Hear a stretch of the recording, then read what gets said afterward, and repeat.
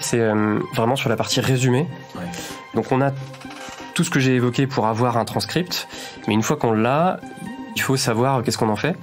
Et donc tout le monde a utilisé ChatGPT aujourd'hui, tout le monde a fait un test ou plusieurs ou des dizaines, et on se rend compte que parfois quand on souhaite un output très précis, et ben ça demande beaucoup d'essais pour arriver au résultat escompté.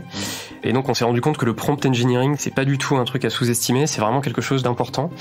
Par exemple, sur notre modèle de résumé d'appel, on a plusieurs dizaines, voire centaines de lignes de prompt sur certaines variantes, parce qu'en fait, si on veut quelque chose de très précis, il faut donner beaucoup de contexte, beaucoup d'instructions à ChatGPT.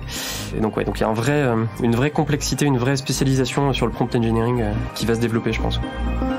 Bonjour et bienvenue sur Data Driven 101, le podcast qui s'intéresse aux applications concrètes et variées de l'intelligence artificielle et de la data.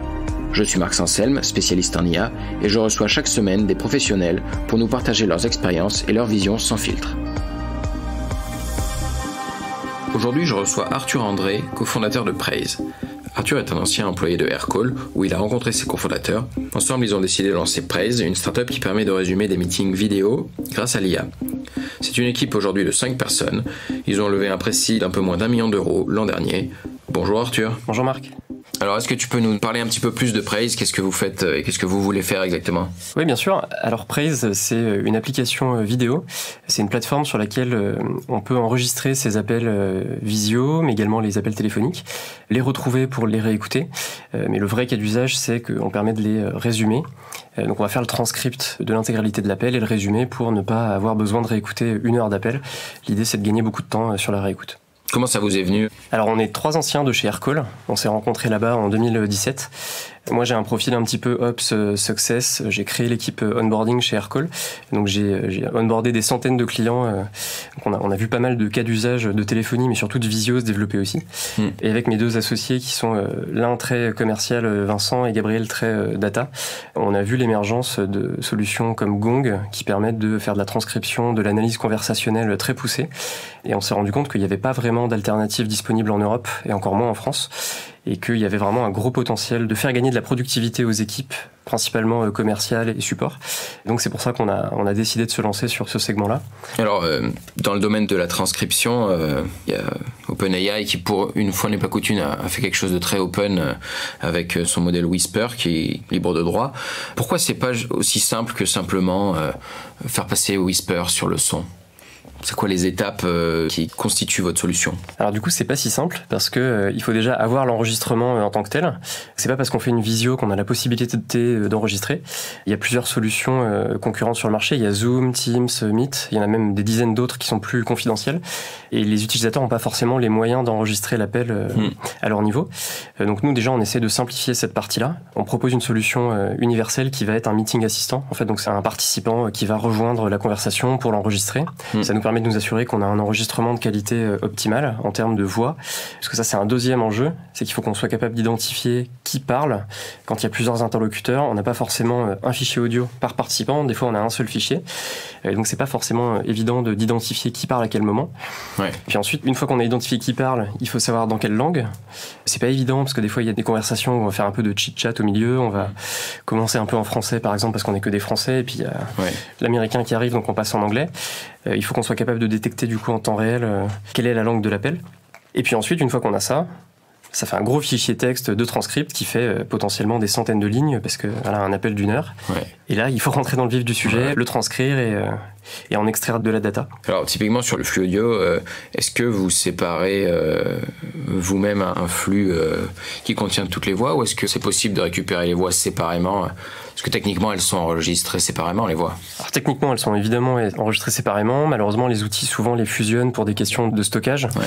Ça coûte beaucoup moins cher de stocker un seul fichier audio où on merge les pistes. Donc ça va vraiment dépendre de la solution qu'on utilise. On a des intégrations natives avec certains outils, notamment Aircall, qui nous permet de récupérer 2 pistes, mais c'est pas évident. Donc c'est pour ça aussi qu'on a notre solution d'enregistrement qui est agnostique de la plateforme pour justement nous permettre ensuite d'extraire le maximum. Et aujourd'hui, avec la performance des outils sur étagère pour la transcription, on parlait de Whisper tout à l'heure, les outils que vous utilisez pour reconnaître les individus qui parlent, etc., on n'a pas trop d'erreurs, pas trop de confusion après pour, faire un résumé. C'est acceptable ce taux d'erreur ? Alors La qualité du transcript a énormément évolué grâce à Whisper. On avait fait des tests avant sur d'autres API sur étagère, par exemple Google, Amazon, Watson aussi, de IBM. Il y avait une bonne qualité, mais il y a vraiment une différence entre une qualité bonne et exceptionnelle, parce que les quelques pourcents donc c'est le word error rate qui va être le KPI qui permet d'identifier combien de mots sont correctement orthographiés. Et en fait, si on n'est pas à 95%, il y a des discrepancies qui vont permettre qui vont pas permettre justement d'avoir des phrases entières et qui vont pas permettre d'avoir des analyses macro suffisamment bonnes. Donc c'est hyper important d'avoir vraiment la qualité maximum, ouais. Et avec Whisper, on a des résultats vraiment très très bons. Qu'est-ce que tu dirais dans les différentes tâches d'IA que tu nous as décrites, lesquelles sont les tâches faciles en 2023 et difficiles encore aujourd'hui? Alors, enregistrer, c'est relativement facile. Pour les raisons que j'ai évoquées, on y a accès. Après, on a la transcription qui est devenue beaucoup plus facile en 2023 grâce à Whisper et les autres, parce qu'il y a d'autres API qui arrivent sur le marché, il n'y a pas que OpenAI. Donc la transcription pure, elle est assez simple. Par contre, après, on va être sur un niveau de complexité lié à la langue. Ouais. Ça va être aussi lié aux tokens, à la façon dont on utilise les tokens pour transcrire des morceaux de texte, parce qu'en fait, il y a des limites de volume de données. Donc, on va être obligé de découper ça en petits morceaux. Et donc, le cas que je te citais tout à l'heure, par exemple, quand tu commences dans une langue et tu switches dans une autre, l'API, elle va pas forcément être capable de switcher d'un coup la transcription d'une langue à l'autre. Ouais. Donc ça, c'est un peu compliqué. Il y a pas mal d'engineering à faire là-dessus pour découper l'appel en plein de petits morceaux et les recombiner pour vraiment avoir la meilleure transcription possible sur chaque phrase. Et après, tu as des choses encore plus difficiles qui vont être, ce que je te disais, séparer les flux audio. Si tu l'as pas en amont, c'est compliqué de l'identifier en aval, parce qu'il faut vraiment que tu aies toute la conversation, il faut que tu creuses dans qu'est-ce qui a été dit pour ensuite... par exemple, au début du call, tu as celui qui dit bonjour X, bonjour Y, donc ça va être la base. Mais si c'est un meeting avec des dizaines de participants, c'est hyper compliqué de savoir qui parle, surtout si c'est quelqu'un qui vient, qui pose une question en plein milieu. Ouais. Et donc du coup, ça peut perturber après le résumé, parce que tu sais pas exactement qui est cette personne, est-ce qu'elle a un pouvoir de décision dans le contexte du meeting, donc voilà, savoir qui parle quand, ça c'est compliqué. Et il y a aussi tout ce qui est détection de noms propres. Une conversation classique dans une langue donnée, c'est simple. Par contre, si tu places un nom de produit ou un nom de marque en anglais en plein milieu, ou du langage très, très spécifique à une industrie, ou du jargon, là c'est compliqué et ça peut perturber aussi le transcript. Et alors, parmi les obstacles que vous n'aviez pas anticipés, est-ce que tu peux nous en citer ? Alors il y en a plusieurs, hein. C'est rarement aussi simple que ce qu'on imagine quand on fait de la tech. Il y en a un en particulier, c'est vraiment sur la partie résumé. Ouais. Donc on a tout ce que j'ai évoqué pour avoir un transcript, mais une fois qu'on l'a, il faut savoir qu'est-ce qu'on en fait. Et donc tout le monde a utilisé ChatGPT aujourd'hui, tout le monde a fait un test, ou plusieurs, ou des dizaines, et on se rend compte que parfois quand on souhaite un output très précis, et ça demande beaucoup d'essais pour arriver au résultat escompté. Et donc on s'est rendu compte que le prompt engineering, c'est pas du tout un truc à sous-estimer, c'est vraiment quelque chose d'important. Par exemple, sur notre modèle de résumé d'appel, on a plusieurs dizaines, voire centaines de lignes de prompt sur certaines variantes, parce qu'en fait, si on veut quelque chose de très précis, il faut donner beaucoup de contexte, beaucoup d'instructions à ChatGPT.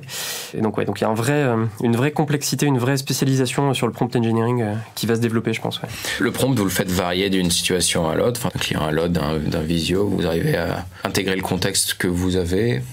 Alors c'est une très bonne question. Aujourd'hui, on est encore en phase de découverte des vrais cas d'usage de résumé.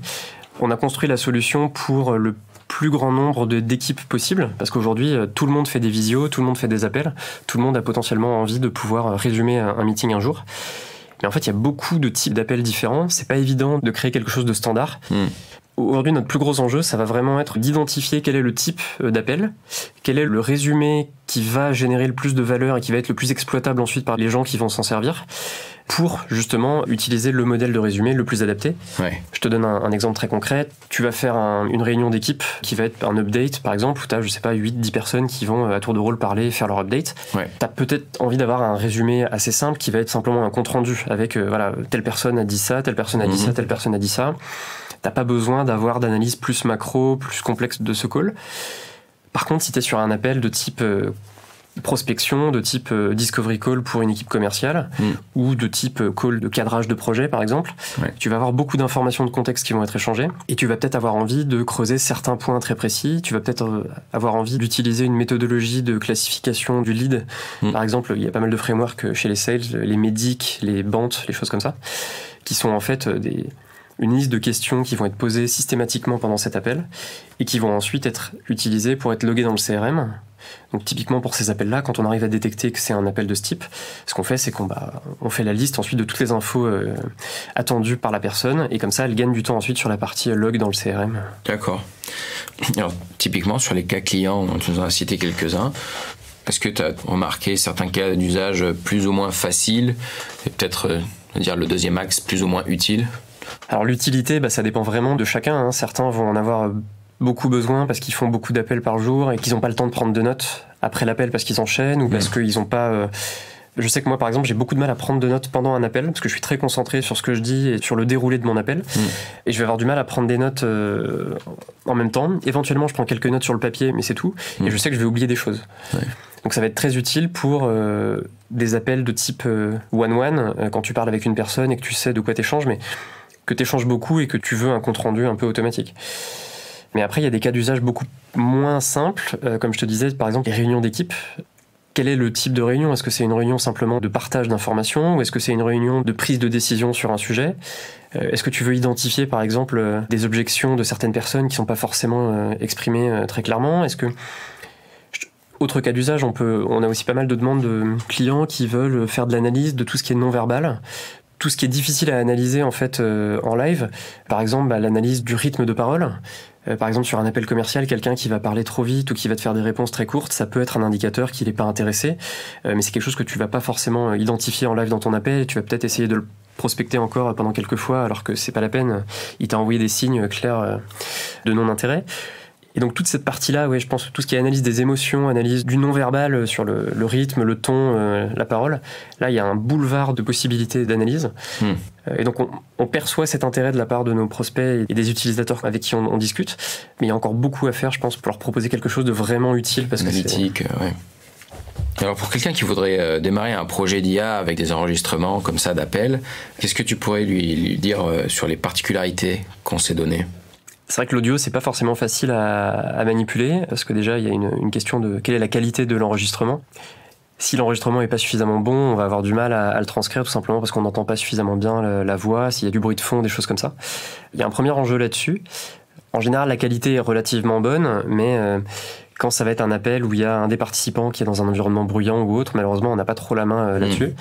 On a un pré-traitement qui nous permet de cleaner un petit peu la qualité de l'audio si on détecte qu'il n'est pas très bon.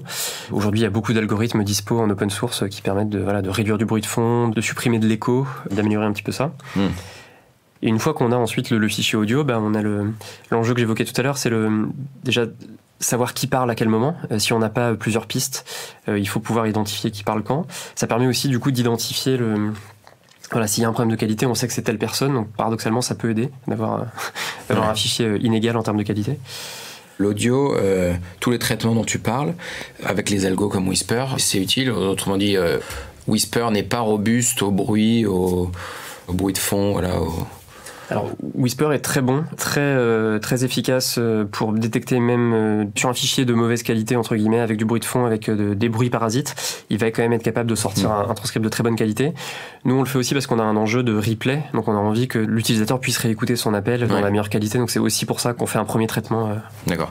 Et est-ce qu'on peut dire aujourd'hui que si un humain arrive à entendre dans une conversation, les technos y arrivent aussi? En fait, Whisper est même meilleur que l'oreille humaine. D'accord. On s'est rendu compte qu'il avait une capacité d'entendre certains mots que nous, on ne comprend pas. D'accord. On a fait le test sur certains appels où on parlait très vite ou alors on cachait un petit peu le son, on faisait exprès. Et il y a des sons, si tu réécoutes l'enregistrement, toi, tu te dis, je suis pas sûr, j'entends un peu ce son-là, mais je suis pas sûr que ça soit ce mot-là. Et lui, il arrive à le détecter. C'est vraiment bluffant. Et ce qui est le plus bluffant, c'est qu'il le fait en 10 secondes. C'est-à-dire qu'un appel d'1 heure, il va être capable de te le transcrire en 5 à 10 secondes. Oui, sur une grosse machine, j'imagine. En fait, on sait pas trop, parce que c'est une API, donc ils ont, j'imagine, beaucoup de serveurs derrière qui tournent. Ça doit être du serverless avec de la puissance disponible en instantané, mais c'est un des énormes avantages aussi de passer par une API comme ça, c'est que justement, on n'a pas d'infrastructure à gérer là-dessus. Ouais. Honnêtement, on avait essayé, mais c'est assez compliqué. Surtout qu'il vaut mieux avoir des GPU pour faire tourner ces modèles-là, et c'est très peu disponible à la demande, le GPU. Oui, et puis il faudrait, si on n'a pas de volume, il faut l'allumer et l'éteindre à chaque fois, Et bien là, c'est un autre enjeu, il te faut un DevOps ou deux pour gérer cette infra. Bien sûr. Côté intégration, tu parlais un tout petit peu de ça tout à l'heure, mais Si on doit rentrer un peu dans le détail, comment on fait pour s'intégrer dans des logiciels d'appel visio? Alors c'est effectivement un gros enjeu pour nous. La plupart des outils proposent des API pour récupérer les enregistrements directement. Donc c'est assez simple entre guillemets, même si derrière ça demande quand même un peu de complexité parce qu'il faut construire les microservices qui vont aller chercher de la donnée, qui vont la récupérer, qui vont la mettre dans un format streamable pour nous. Enfin, après on a des enjeux de front-end aussi. Et puis il y a une partie configuration aussi où on a besoin d'un administrateur qui va donner un accès à l'outil. Parfois, il faut des autorisations internes en IT en fonction de la politique de chaque entreprise. Et puis parfois, il faut que l'utilisateur aussi donne l'autorisation, notamment pour notre intégration Meet. Mais c'est relativement facile. Je veux dire, il y a des briques techno qui sont dispo pour les récupérer. Mais c'est quand même pour ça qu'on a développé aussi notre propre meeting assistant pour justement tous les cas où c'est pas possible. Donc, comme je le disais, par exemple, si jamais tu es invité dans un meeting et que c'est pas toi le host, t'as pas forcément l'autorisation d'enregistrer quand c'est Teams ou Zoom. Donc ça permet de le faire quand même pour ces appels-là. Quels sont les principaux verrous technologiques, obstacles que vous avez devant vous et comment vous les avez résolus pour mettre en place votre solution? Alors on a eu une première limite qui était du coup la non-existence de ChatGPT il y a 1 an et demi quand on a lancé le projet. Il y avait d'autres API disponibles mais c'était beaucoup moins simple à utiliser, c'était moins bien documenté et puis ça marchait moins bien tout simplement. Ouais. Donc ça a été un premier frein qui nous a fait patienter le temps d'avoir accès à GPT 3 et 3.5. Ça a vraiment changé notre horizon. Parce qu'on est sur des coûts beaucoup plus faibles et des qualités bien meilleures et des vitesses de rendu surtout hallucinantes. Aujourd'hui, on est capable de transcrire un appel d'1 heure en quelques secondes et ça débloque beaucoup de cas d'usage. Là où avant, on était sur... Notre toute première version, c'était une intégration avec Meet. Donc on attendait 1 heure pour récupérer le recording de Google Meet. Ouais. Puis on mettait plusieurs minutes, voire dizaines de minutes à transcrire l'appel parce qu'on le faisait sur des machines pas très puissantes. Puis on essayait de limiter les coûts, le temps de processing. Et donc du coup, il fallait 2 heures pour résumer un meeting de 5 minutes. Donc c'était assez compliqué parce que après l'utilisateur, il aurait voulu avoir le transcript tout de suite à la fin de l'appel, pouvoir regarder rapidement ses notes, qu'est-ce qui s'est dit pour faire son mail de follow-up. Ouais. Donc ChatGPT nous a vraiment fait gagner du temps, mais en même temps, ça a apporté aussi des challenges parce qu'il y a eu la migration de ChatGPT 3 à 4. Où en fait il y a un bond incroyable de qualité entre les deux modèles, mais il y a aussi des gros enjeux de coût, parce que c'est quand même beaucoup plus cher d'être sur GPT-4. Ça apporte pas mal de flexibilité en termes de développement et de possibilité de gérer des grosses quantités de données. Parce que typiquement sur GPT-3, on a un enjeu qui est de la taille des tokens. Qu'il faut qu'on découpe en fait l'appel très concrètement à peu près 4-5 minutes. Parce que c'est ça la limite, c'est les 4096 tokens je crois la limite. D'accord. Donc ça c'est un vrai enjeu qui du coup est devenu aussi un enjeu de prompt engineering parce que derrière il faut optimiser les requêtes API et puis le prompt pour la partie résumée pour justement prendre en compte le fait que il y a 5 minutes plus 5 minutes plus 5 minutes plus 5 minutes d'appel à recombiner. Et c'est pour ça que notre prompt il fait une centaine de lignes. Ouais, et puis le problème s'arrête pas à GPT 3.5 parce que le GPT 4 a un peu plus de taille, mais j'imagine que vous passez de peut-être 5 à 10 minutes ou... Alors c'est mieux, ça pousse à plusieurs dizaines de minutes. C'est pas encore parfait, mais c'est surtout que c'est beaucoup plus cher. Alors c'est bien parce que ça permet de simplifier le prompt et ça permet de simplifier pas mal d'opérations techniques aussi de notre côté pour tous les services annexes. Mais ça coûte 4 fois plus cher pour un résultat qui parfois est très similaire.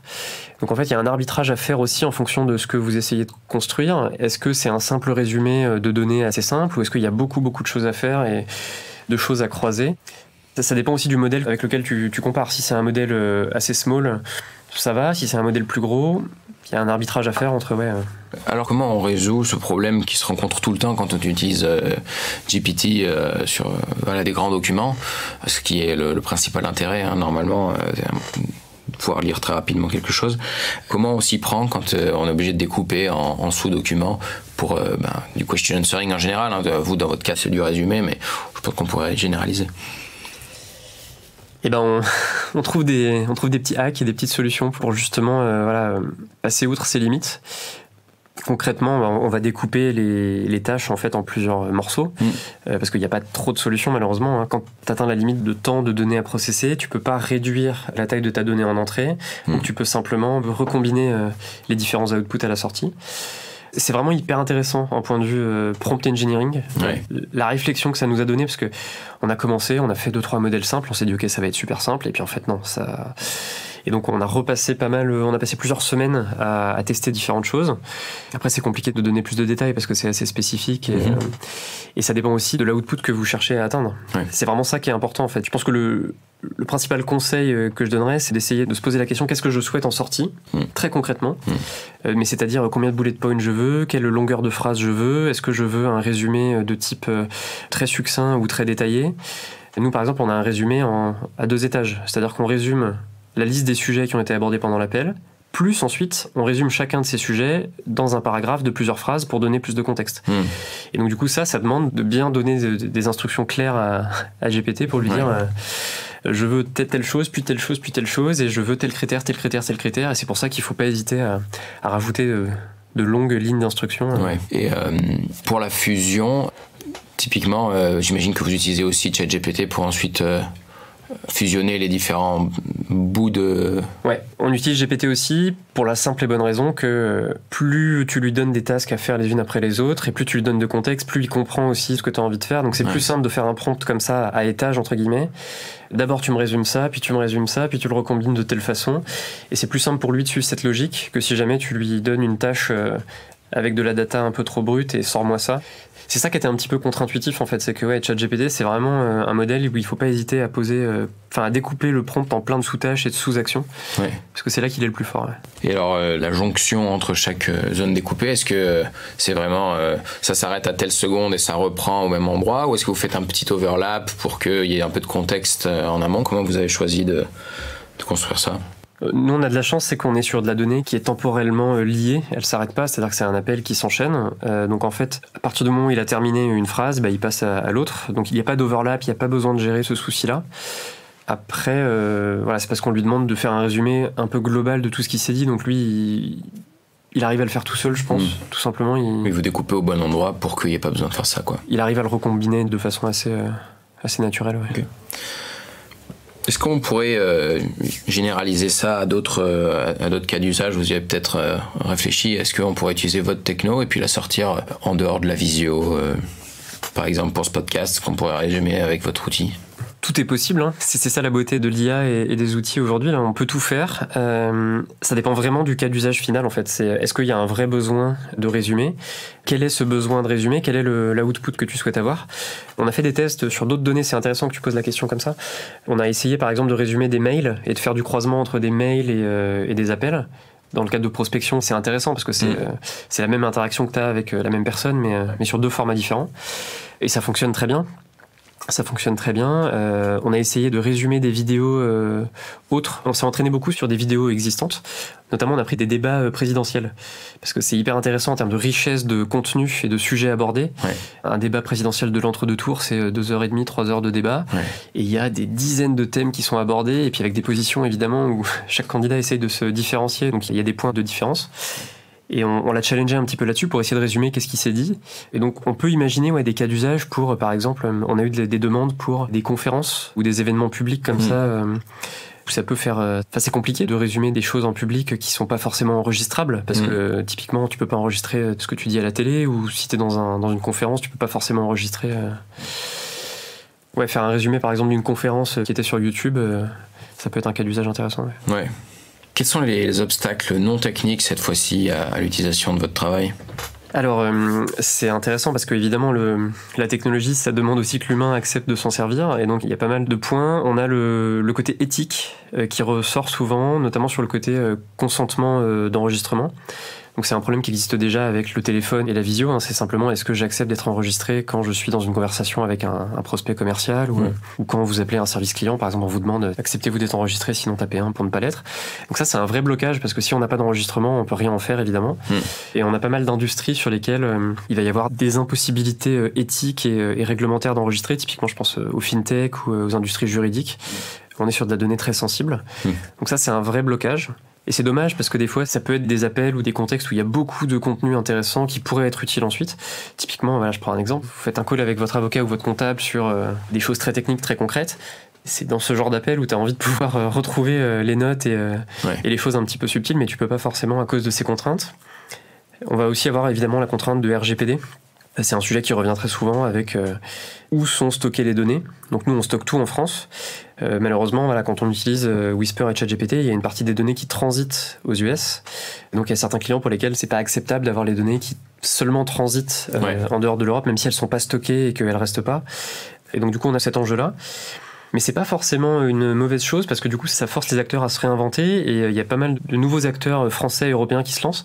Je pense notamment à Mistral AI qui a été lancé la semaine dernière, là, qui a annoncé une levée de fonds de plus de 100 millions d'euros.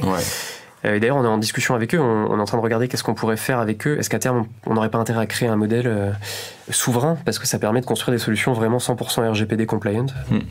Qu'est-ce que tu dois dire aujourd'hui à chaque nouveau client, à chaque interlocuteur, qui pour toi sera une évidence pour tout le monde dans 10 ans ou dans 20 ans? En fait, je pense qu'il faut essayer de prendre un tout petit peu de recul sur la technologie et l'usage qu'on en fait. Aujourd'hui, l'IA, en fait, elle est déjà présente dans nos vies sans qu'on s'en rende compte. Quand on fait une recherche Google, c'est bourré d'intelligence artificielle, mais c'est pas affiché, c'est pas quelque chose dont on a forcément conscience, mais c'est pas grave parce qu'en fait, la technologie, elle doit être quand même au service de nos vies, de notre façon de travailler. Ça doit juste être là pour nous faire gagner du temps. Il ne faut pas qu'on le pense comme une techno qu'on utilise juste pour la techno. Ce qui compte, c'est vraiment le cas d'usage final. Et donc aujourd'hui, on a pas mal de gens qui se posent des questions pour dire est-ce que c'est pas dangereux l'intelligence artificielle ? Évidemment, comme toute technologie, il y a des risques, mais c'est pas forcément plus dangereux que d'autres choses qu'on fait aujourd'hui. On confie nos vies à des géants du numérique, à Google, à Facebook, à Amazon. Ils ont accès à des données déjà, c'est pas forcément négatif. Ce qui compte, c'est qu'est-ce qu'on en fait derrière. Est-ce que ça nous fait gagner du temps? Est-ce que ça nous permet justement de nous libérer de la technologie? Donc c'est vraiment quelque chose qui, je pense, est une réflexion à avoir au niveau de la société. Il faut simplement prendre conscience que la technologie nous entoure, mais elle n'est pas forcément dangereuse si on sait comment on l'utilise, quoi. Alors, est-ce qu'il y a des erreurs que vous avez faites pendant votre développement que tu peux nous partager pour nous faire gagner du temps sur des projets similaires? Alors oui, on fait toujours des petites erreurs, c'est normal quand on développe des projets ambitieux avec des choses nouvelles. On a fait beaucoup d'essais avec GPT, on a comparé GPT-3, enfin 3.5 et 4, et une des erreurs qu'on a faites, c'est qu'on s'est pas rendu compte à quel point GPT-4 était beaucoup plus cher. Et donc en fait on s'en est rendu compte quand on a pété la limite le premier jour. Alors ils sont malins chez OpenAI, ils sont sympas, ils ont mis une limite à 100 € d'usage, parce qu'ils savent que c'est un usage qui est énorme, et donc du coup il y a déjà une hard limite comme ça pour pas dépasser.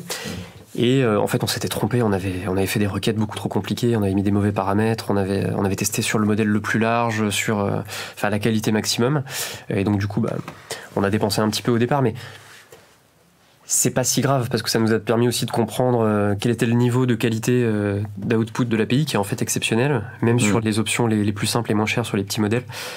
Et donc ça aurait été une erreur de pas tester et de pas faire des erreurs. Je pense que il faut tester, c'est super simple aujourd'hui d'utiliser ces API-là, donc il faut y aller, quoi. Le RGPD aujourd'hui, pour vous, c'est un problème? Alors le RGPD, ça fait peur dès qu'on en parle, mais je vois pas ça comme un problème. Au contraire, je vois plutôt ça comme une opportunité, dans le sens où ça nous oblige à nous poser des questions sur quelles sont les données qu'on collecte et qu'on traite pour nos clients. Ça nous force à être plus rigoureux et plus transparent aussi dans la façon dont on gère ces données qui sont sensibles. Nous, ça nous a permis justement de rationaliser les données qu'on collectait. On s'est rendu compte qu'on avait certains outils en double ou en triple pour les mêmes données, donc ça nous a permis de supprimer certains registres de traitement. C'est aussi l'occasion, côté client, de poser des questions sur comment il gère lui aussi sa propre donnée vis-à-vis de ses employés et vis-à-vis de ses prospects, de ses clients. Donc je pense que en soi, c'est une bonne chose. Et c'est pas si compliqué que ça d'être RGPD compliant. C'est vraiment plus une philosophie. Ce qui est important, c'est que c'est pas une certification, c'est pas quelque chose de bloquant. C'est plus une sorte de bonne volonté de gérer les données de façon responsable. Donc c'est plus une feuille de route qu'une contrainte. Est-ce que tu as une anecdote à partager? Alors, j'ai une anecdote sur Whisper, justement. Ceux d'entre vous qui l'ont testé l'ont peut-être rencontré aussi. Whisper est tellement puissant, c'est-à-dire qu'il est capable d'entendre des sons que l'oreille humaine n'est pas capable d'entendre. Il arrive à détecter des sons dans le silence.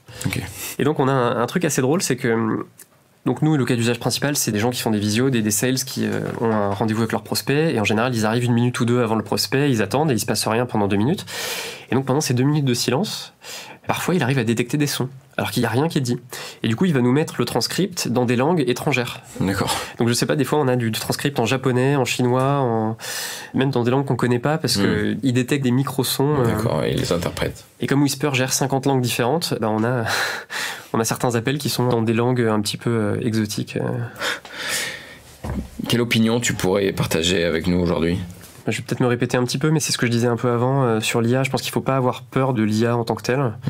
C'est encore très nouveau. Il y a beaucoup de choses qui vont évoluer, qui vont s'améliorer. Ça va devenir de plus en plus accessible et facile à utiliser. Aujourd'hui, tout le monde peut se prendre un compte ChatGPT, faire des requêtes, lui soumettre de la donnée pour faire des résumés de données complexes, pour croiser des sources de données différentes. Et c'est très très bien que ça soit accessible au plus grand nombre. Et au contraire, je pense qu'il ne faut pas en avoir peur, il faut l'essayer. Il faut se rendre compte des limites aussi de cette techno, parce qu'en fait, comme je le disais tout à l'heure, nous, notre prompt, il fait plusieurs centaines de lignes. Là où on pensait qu'en fait, il suffisait de dire « ChatGPT, résume-moi ce call ». Non, ça marche pas. Et donc en fait, le plus important, c'est d'apprendre à comprendre l'intelligence artificielle, à la maîtriser, à essayer. Et la vraie compétence qui va être utile dans le futur, c'est ça, c'est maîtriser l'intelligence artificielle pour s'en servir de façon concrète. Mais je pense pas qu'il faille avoir peur de se faire remplacer par ChatGPT. Le futur, les chantiers data chez vous, c'est quoi ? Nous, notre gros enjeu, ça va être d'essayer de ne pas avoir de dépendance à ChatGPT ou à Whisper, parce qu'aujourd'hui, on utilise ces API-là, elles sont très puissantes, elles répondent à nos besoins et c'est super. Ouais. Mais la technologie va évoluer, va y avoir des possibilités d'encore plus de puissance, encore plus de rapidité, mais il faut accepter de passer au cran au-dessus et de ne pas utiliser une API sur étagère uniquement, mais construire son propre modèle, adapté à ses propres besoins. Nous, ça va être un enjeu financier, je pense, principalement, parce que ça demande beaucoup de temps de R&D. Il faut une équipe data entière, il faut des techs qui bossent là-dessus pour construire le modèle, l'alimenter en données. Et ça prend du temps aussi. Ça demande de collecter de la donnée, soit auprès de nos clients s'ils sont d'accord, soit auprès d'échantillons. Donc ça, c'est un vrai enjeu. Mais le futur s'annonce extrêmement intéressant avec Mistral AI et puis toutes les autres solutions qui vont pas tarder à sortir. Je pense qu'on n'a pas encore tout vu. Il y a des chances. Merci Arthur. Merci Marc. Vous venez d'entendre Arthur André, cofondateur de Praise sur Data Driven 101. Merci d'avoir écouté.